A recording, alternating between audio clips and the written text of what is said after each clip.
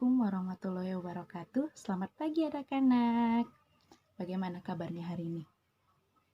Alhamdulillah. Hari ini kita akan mempelajari dua materi. Materi yang pertama yaitu jenis usaha ekonomi masyarakat dan yang kedua macam-macam kegiatan ekonomi. Simak dengan baik-baik ya anak-anak. Ibu akan menjelaskannya satu persatu. Jenis-jenis usaha ekonomi masyarakat. Simak dengan baik-baik ya anak-anak. Apakah kalian mengetahui kegiatan ekonomi? Kegiatan ekonomi ini dimaksud semua kegiatan yang dilakukan manusia untuk memenuhi kebutuhan hidupnya. Jika dicermati, kegiatan ekonomi ini dilakukan dengan memanfaatkan sumber daya alam.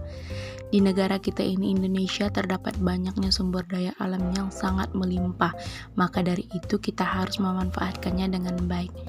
Adapun pemanfaatan sumber daya tersebut dapat kita lihat dari usaha ekonominya. Adapun jenis-jenis usaha ekonomi masyarakat ada 7. Yang pertama yaitu agraris ataupun pertanian dan perkebunan. Yang kedua peternakan. Yang ketiga perikanan. Yang keempat pertambangan. Yang kelima kehutanan. Yang keenam perdagangan. Dan yang ketujuh ataupun yang terakhir yaitu perindustrian. Jenis usaha yang pertama adalah agraris. Indonesia dikenal sebagai negara agraris. Sebutan ini disebabkan banyaknya penduduk bermata pencaharian sebagai petani. Usaha agraris ini meliputi usaha pertanian dan perkebunan. Sektor agraris ini lebih banyak terdapat di daerah pedesaan maupun pegunungan. Berbagai jenis tanaman tumbuh subur seakan banyaknya bahan pangan hasil pertanian dan perkebunan. Hasil dari perkebunan antara lain yaitu padi, jagung, biji-bijian, sagu, umbi-umbian, sayur-sayuran, dan buah-buahan. Anak-anak, bagaimanakah cara meningkatkan hasil sektor agraris ini? Nah, ada beberapa cara nih. Yang pertama yaitu dengan cara intensifikasi. Intensifikasi ini yaitu meningkatkan hasil pertanian tanpa meningkatkan luas lahan yang digunakan. Umumnya dilakukan dengan meningkatkan jumlah tanaman atau frekuensi penanaman. Dan yang kedua yaitu ekstensifikasi. Ekstensifikasi ini meningkatkan hasil pertanian dengan meningkatkan luas lahan yang digunakan. Ekstensifikasi dilakukan dengan membuka lahan pertanian baru. Selanjutnya yang ketiga yaitu diversifikasi. Diversifikasi ini memperbanyaknya jenis tanaman yang ditanam dalam satu lahan pertanian. Dan yang keempat yaitu rehabilitasi.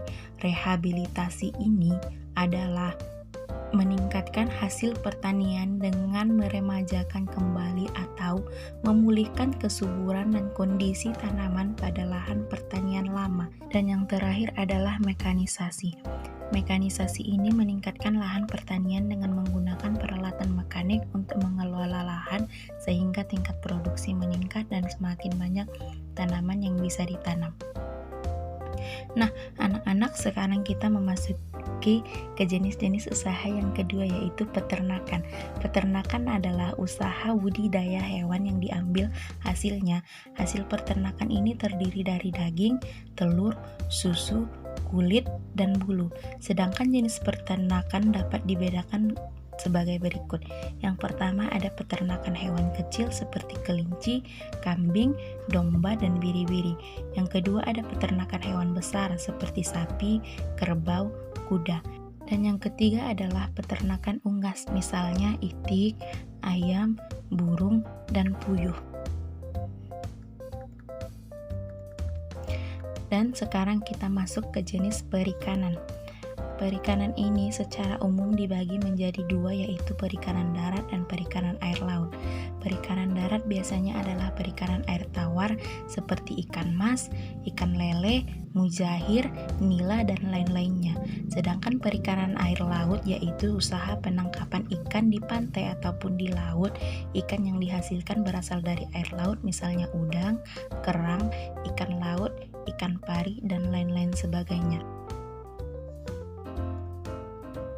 Dan sekarang kita memasuki jenis yang keempat, yaitu pertambangan. Dilihat dari kondisi geologisnya, wilayah Indonesia banyak menghasilkan barang tambang. Potensi barang tambang hendaknya dimanfaatkan bagi makmurnya masyarakat. Barang tambang dapat dibedakan sebagai berikut. Yang pertama, barang tambang mineral logam, misalnya emas, perak, tembaga, dan timah. Dan yang kedua, barang tambang mineral non-logam, misalnya belerang, marmer, dan batu gampi. Ketiga, barang tambang sumber energi, misalnya minyak bumi, batu bara, dan gas alam. Selanjutnya adalah jenis usaha kehutanan. Hutan Indonesia berfungsi sebagai paru-paru dunia. Hutan juga tempat hidupnya sebagian fauna. Dari segi lingkungannya, hutan sebagai serapan air hujan. Hasil hutan Indonesia antara lain yaitu kayu jati, meranti, uring damar, dan rotan. Dan selanjutnya adalah jenis usaha perdagangan. Perdagangan adalah kegiatan pedagang dan penjualnya kembali kepada konsumen. Kegiatan perdagangan tidak hanya mencakup dalam 1-2 daerah dan negara ya, akan tetapi kegiatan ini dapat dilakukan antara negara. Secara ekonomi, kegiatan perdagangan antara negara disebut sebagai ekspor dan impor. Ekspor adalah penjualan barang dari dalam negeri ke pasar luar negeri, sedangkan impor adalah usaha memasukkan barang dari luar negara ke dalam pasar negara. Dan yang terakhir adalah jenis usaha perindustrian. Perindustrian adalah kegiatan mengubah bahan mentah menjadi bahan setengah jadi ataupun barang yang sudah jadi, biasanya diproduk di sebuah pabrik. Dan biasanya perindustrian ini membuat produk untuk bisa jangka panjang, contohnya seperti makanan, minuman dalam kemasan, kosmetik, obat-obatan, dan serta alat elektronik. Selanjutnya kita akan belajar tentang macam-macam kegiatan ekonomi. Macam-macam kegiatan ekonomi ini terbagi dalam 3. Yang pertama yaitu produksi, yang kedua distribusi, yang ketiga konsumsi. Kegiatan produksi ini merupakan kegiatan menghasilkan barang atau jasa untuk memenuhi kebutuhan. Orang yang melakukan kegiatan produksi biasanya disebut dengan produsen. Kegiatan produksi ini juga bisa disebut dengan kegiatan mengubah bahan baku menjadi bahan jadi, siap dipakai ataupun dikonsumsi. Seperti apa sih jenis pekerjaan di bidang produksi barang ini? Baiklah, mari kita pelajari sama-sama. Simak dengan baik-baik ya anak-anak. Pekerjaan produksi barang yang pertama adalah petani. Petani ini bekerja di sawah ataupun di ladang ataupun di dataran-dataran rendah. Petani berkaitan dengan proses penghasilan beras, mulai dari menyiapkan benih padi, menanam padi, merawat tanaman padi, hingga memanen padinya. Dan yang kedua adalah pembuatan mebel. Pembuatan mebel ini bisa bekerja di mebel atau di rumah mereka sendiri. Mereka melakukan kegiatan produksi, mengubah kayu menjadi meja, kursi, lemari, dan lain-lain sebagainya. Kemudian ada juga penjahit. Penjahit ini bisa bekerja di pabrik konveksi atau pakaian ataupun di rumah mereka sendiri. Mereka memproduksi pakaian, mengubah bahan baku kain menjadi pakaian. Selanjutnya pembuatan batu bata juga berkaitan dengan kegiatan produksi. Mereka mengelola bahan baku menjadi batu bata di pabrik pembuatan batu. Selanjutnya, kegiatan ekonomi distribusi. Kegiatan distribusi ini adalah kegiatan menyalurkan barang dari produsen ke konsumen. Orang yang menyalurkan barang dari produsen ke konsumen disebut distributor. Adapun kegiatan yang berkaitan dengan distribusi yaitu pertama, kurir paket dan tukang pos. Mereka bekerja di bidang distribusi barang, mereka mengantar barang dari produsen ke konsumen. Yang terakhir ataupun yang ketiga yaitu kegiatan konsumsi. Kegiatan konsumsi ini menghabiskan atau menggunakan barang ataupun jasa untuk memenuhi kebutuhan. Orang yang melakukan kegiatan konsumsi disebut konsumen. Ketika kita berbelanja ke Indomaret, Alfamart, Swalayan, mall maupun tempat belanja lainnya, kita disebut sebagai konsumen. Selain itu, ada juga kegiatan yang menghasilkan jasa. Apa itu yang dimaksud dengan menghasilkan jasa? Yang menghasilkan jasa di sini yaitu pekerjaan yang menghasilkan jasa dan pelayanan bisa dinikmati oleh orang lain. Apa saja sih pekerjaan yang menghasilkan jasa itu, Ibu? Mari simak dengan baik. Yang pertama adalah guru, tugasnya mengajar murid-murid untuk bekal di masa depan.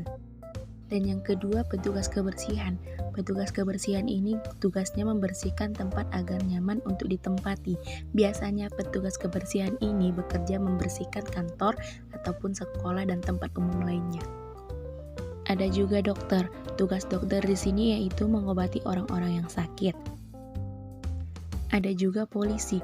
Tugas polisi di sini untuk mengatur lalu lintas agar pengendara tertib, terhindar dari pelanggaran lalu lintas, dan tidak terjadi kemacetan. Berikutnya adalah sopir. Tugas sopir di sini mengantar penumpang sampai tujuan dengan selamat. Baiklah, mari kita ulang kembali. Pekerjaan yang menghasilkan jasa itu ada 5. Yang pertama, guru. Yang kedua, petugas kebersihan, yang ketiga dokter, yang keempat polisi, dan yang terakhir sopir. Dan kalian juga bisa menemukan pekerjaan yang menghasilkan jasa lainnya. Sampai di sini dulu yang dapat Ibu jelaskan. Assalamualaikum warahmatullahi wabarakatuh.